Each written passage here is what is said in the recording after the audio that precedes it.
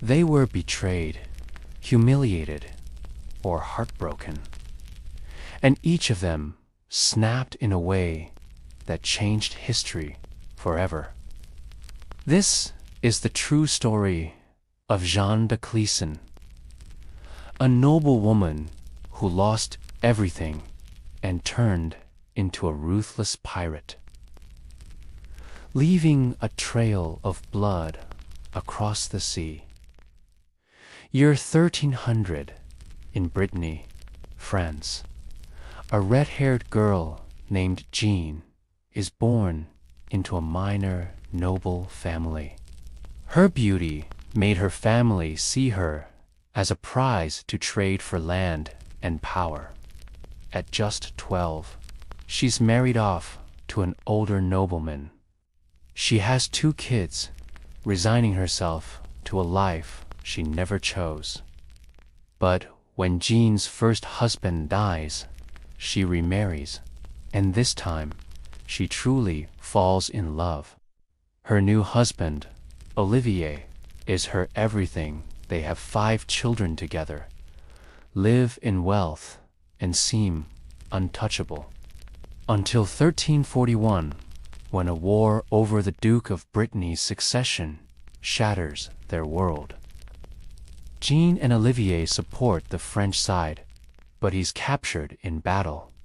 Olivier is released suspiciously cheaply, and rumors spread that he's a traitor. King Philip VI orders Olivier arrested.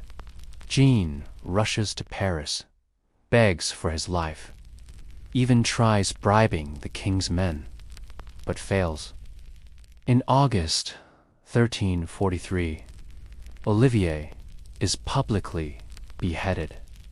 His head is sent back to Brittany on a spike to terrify others.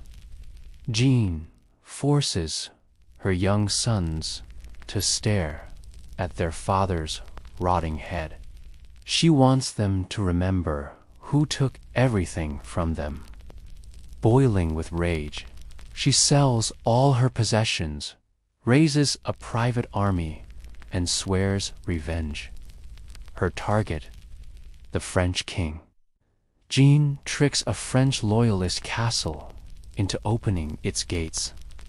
Her men storm inside, slaughtering everyone except one survivor, sent to carry her message to the king. She sacks more castles, then buys 3 warships, paints them black, and dyes their sails blood red. She names her flagship My Revenge.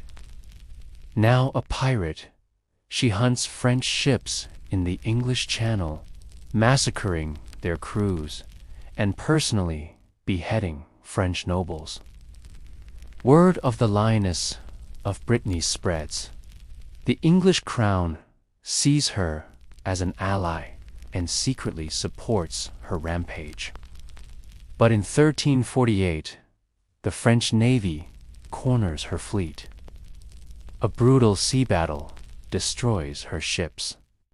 Jeanne escapes in a small boat with a handful of loyal men, drifting for days without food or water.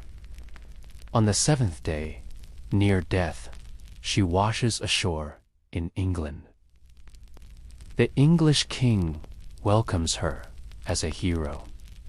Jeanne retires from piracy, remarries an English knight, and lives out her final years in Brittany.